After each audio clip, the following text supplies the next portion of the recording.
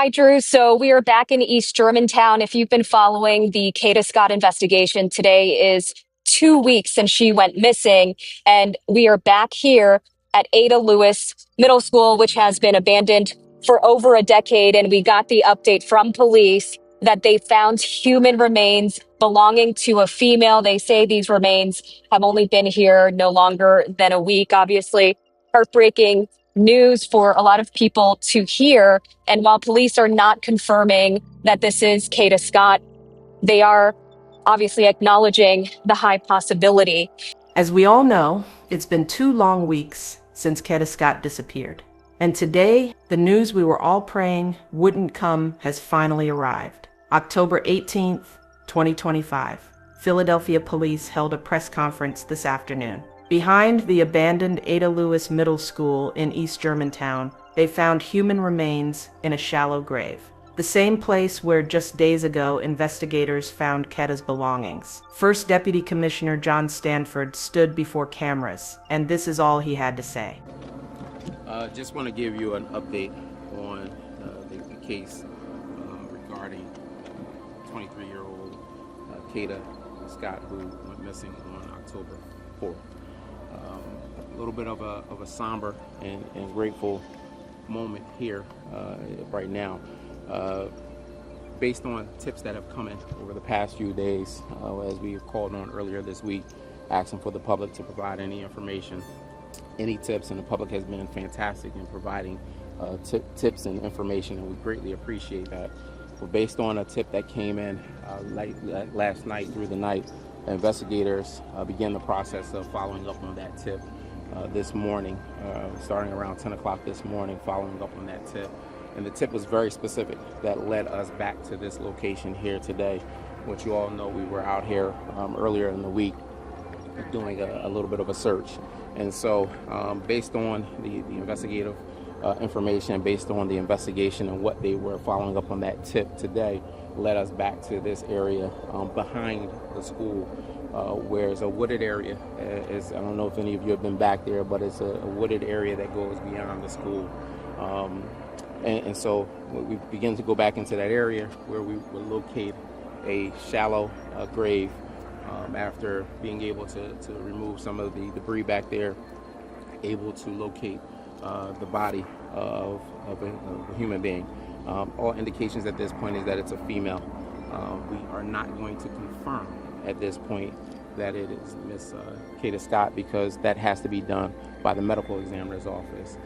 But we have been in communication with her family as to this process and the fact that we have recovered a human being. And so at this point, it's still a lot of work to be done.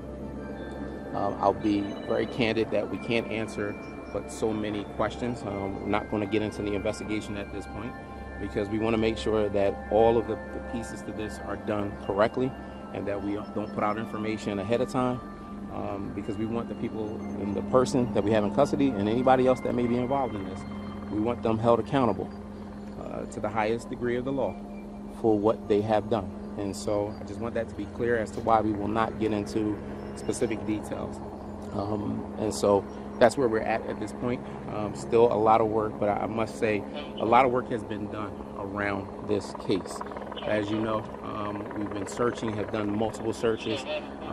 We shut down the police academy. That was a decision made by myself and Commissioner Bethel to shut down the police academy over a week ago, where we brought out the entire group of recruits to comb through this area.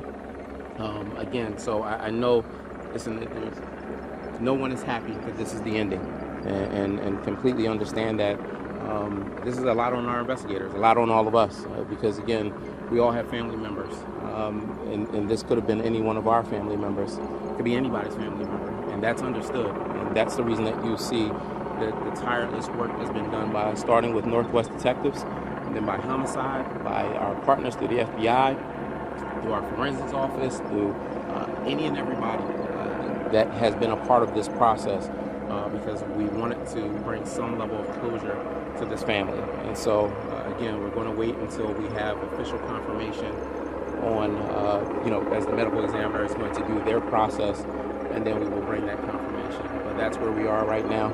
Again, I can't reiterate enough how much we appreciate, tips and information that are coming from the public. I still will urge the public that if you have any information, anything that you think is related to this, continue to give us that information via 215-686-TIPS. Still continue to give us that information because, again, we don't know if there are other individuals that have been a victim of this individual that we have in custody. And so I just want that to be clear, that please continue to provide that information if you have anything. But that's where we are at this point. I would also ask you to continue to pray for Ms. Scott's family. What's the process of getting that official confirmation on whether it's her? Well, at this point now, we're on the medical examiner's timeline. And so they will, the body will be recovered and transported to the medical examiner's office, and then they will go through their process methodically to ensure that, again, everything is done right. There is a court case that has to come behind this, and that's what I just want to be clear. I know sometimes it seems like the information is not coming fast enough, but we have a job to Ms. Scott. We have a job to her family. Again, if this is confirmed that this is her, to ensure that we are doing everything in the proper way to make sure that the individuals are held accountable. And so we don't want to do anything to compromise that. And so that's why we will be on their timeline. Once we get confirmation, then we will give that to you all and be able to move forward with that process. This area was combed earlier this week. I'm wondering why it took until now for the remains to be found. Have you ever been in the woods of any location? I'm from Appalachia. Okay, and so then you can understand that it's not an easy process. And when you know that you're looking for something, but don't know where someone hid it, it's not that easy of a process. And so we were here, we were on the other side. We had plans to do some additional searches as the weekend concluded, as well as going into next week. And so the area where we were back here. And our dogs were back here, officers were back here. Again, there is a lot of wooded area. And so we're grateful today that we're here. Make no mistake about it, if we had located the body yesterday, this in terms of this discovery would not, this person has been deceased for a few days, and so for some time. I'm not going to say how many days, but this didn't just happen yesterday. And so, we did a lot of work. And again, I'm proud of the men and women in this organization that have, been doing the work to try to locate Ms. Scott. And again, in our minds, we know this was a possible reality, and here we are, unfortunately. What's the timeline, that job?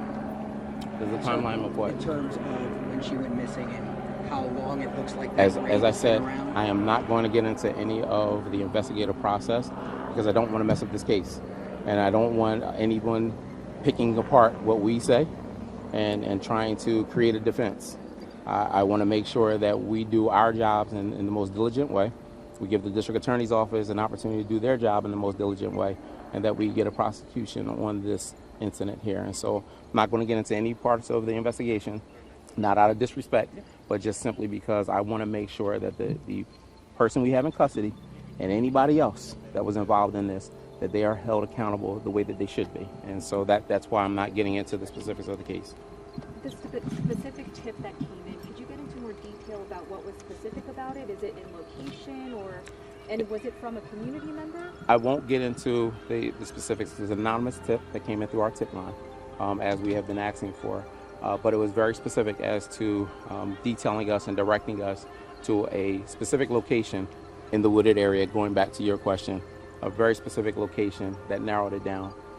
Don't know who the tip is from, but grateful that the individual submitted the tip that brought us back here to this location this morning. Just last question.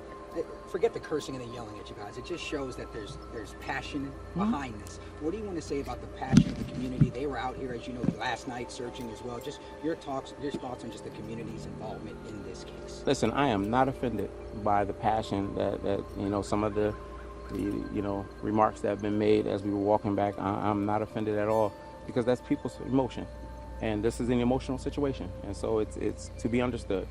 However, I know what we have done in the amount of hours that have been put into this process of trying to locate Ms. Scott. I know the work that has been done to bring the individual in the custody that we have in custody, and I know the work that these investigators will continue to do to ensure that we wrap this case up and that we do everything to hold the people accountable in the proper way. And so I'm not, listen, we can't be upset at that. I mean, that's emotion. If that was my family member or if I was someone I knew, I would have the same level of emotion. And listen, to be quite frank about it, the reason I go through the steps of what we have done is because not every community member, they don't know that we shut down the police academy to bring 300 recruits up here to go searching through an area. They don't know that. They don't know that we had teams of dogs from New Jersey State Police come into Philadelphia to help us in the search process. They don't know that. And so it's my job to make sure that I express that so they know that this police department, we took this case serious, we take every case serious, but the work that's been done to again, bring this to some conclusion. Is this the conclusion that we wanted? Absolutely not. But at this point now, we have to do everything in our power to ensure that we bring justice for this family and some level of closure. And so to answer that, no, it's understandable. Listen, that passion you need, because that's also the passion that helps you drive in the tips. That's the passion that gets you to have the support from the community and getting the information that we got. And so it's understandable. Could we hear from the ADA as well? Absolutely. Once and if it is confirmed that this is Kada, what does this mean for King? It means that we do our job. It means that we take everything that we know, we take everything that we found out today, we let the MEs do what they do, and then everything will come to us and we'll make the determination of whether we add additional charges. And what would those additional charges be? Once we hear from the ME, I'll have a better answer on that. Obviously, we're like you said, we're going in order. Right now, we're on to the ME. They're going to do their investigation. As soon as we hear from them, it'll guide us in what we do. Thank you so much. Appreciate it. Before we talk about the investigation, I need us to remember who Kada was, because she wasn't just a case number. She wasn't just a headline. She was a 23-year-old woman with light, ambition, and drive. Kada graduated from Penn State in 2023, communications major. She worked in healthcare at the Terrace at Chestnut Hill, caring for the elderly on overnight shifts. But even that wasn't enough for her. By 23, she had already opened her own facial beauty salon, her own business, and she was just getting started. She loved fashion, had her own clothing brand, and had even started competing in pageants that summer. Her father said she loved it, that she wanted to keep going. People described Kada as open, approachable, and kind. She was friendly, easy to talk to, the type of person who brought light into a room. And that openness, that kindness, should have made her life richer. Instead, someone took advantage of it. Someone saw that light and decided to put it out. Thursday night, more than 40 people were out in East Germantown searching again. They were walking through Aubrey Arboretum near Ada Lewis Middle School. They refused to give up. And then this morning, police got an anonymous tip, a specific tip. It led them straight back to Ada Lewis, the same place already searched. But this time, it pointed to one exact spot deep in those woods. That's where they found her. A shallow grave covered with debris, hidden so well that even with hundreds searching, it took that one voice, that one tip, to finally bring her home. Police say the body had been there for about a week, which means for days after she vanished, while her family begged for answers. Kada was somewhere else, and then she ended up in those woods. Deputy Commissioner Stanford didn't officially confirm the identity, but his voice said it all, the weight in his tone. The careful words, they all knew. When reporters pressed for details, Stanford refused to go deeper. Because I don't want to mess up this case, and I don't want anyone picking apart what we say and trying to create a defense.